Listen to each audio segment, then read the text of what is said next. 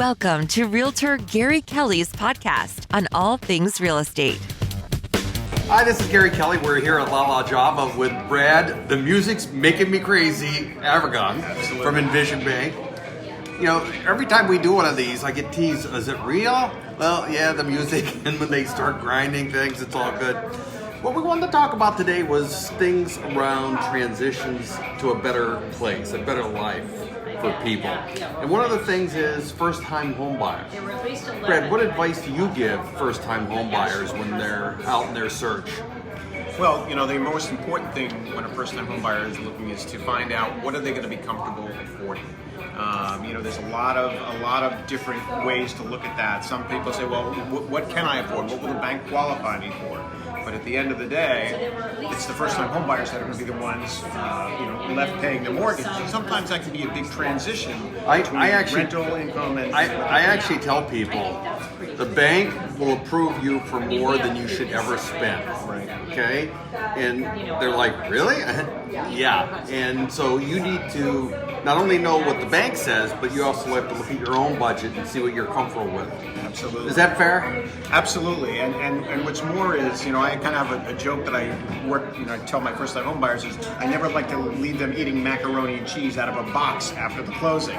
So it's not only important what you can afford, but how much of your cash you're going to use up, how much you're going to have in reserves afterwards, because once you own a home, you're responsible for it. So if the water heater goes, or if the car needs some maintenance or something like that, you need to have some cash reserves here. So it's a combination of looking at what you're comfortable spending monthly and also what you're going to have liquidity, left over afterwards. So when it comes to buying the first time house, you have that big mortgage, and then they work with someone like myself, and we find the house, and they're all excited. They get an offer accepted, which often these days doesn't happen the first time. And then what I like to say is the mortgage company's going to drive you nuts, kind of like the Jamaican music is driving you nuts.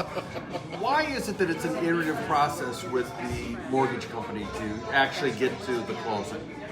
So, well, there's a couple of things. So, a good loan officer is going to ask for the documentation up front so that it's not like a bloodletting through the mortgage process. So, for example, when I do a pre-approval, Gary, I look at, I try to get copies of their W-2s, their pay stubs, their bank statements, and I review those items in addition to looking at their credit. Sometimes what people, get feedback is, well, yes, we got the offer accepted, and then all of a sudden they wanted our third grade report card and everything else included. So a good loan officer will get that documentation up front, so it makes the process go much smoother. It makes everything run without that proverbial hiccup on the end.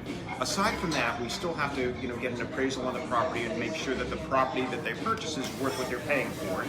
And we also need to get a title report back, which takes a little bit of time as well, to make sure that the title is cleared so that the buyer doesn't inherit problems from the purchase of this transaction. They don't want the seller's problems to become their problems, so we look at that as well. Great. Well, I want to thank you, Brad, for coming out and talking to us today about first-time home buying as you look into transitions of life. My pleasure. Thanks Thank for having you. me.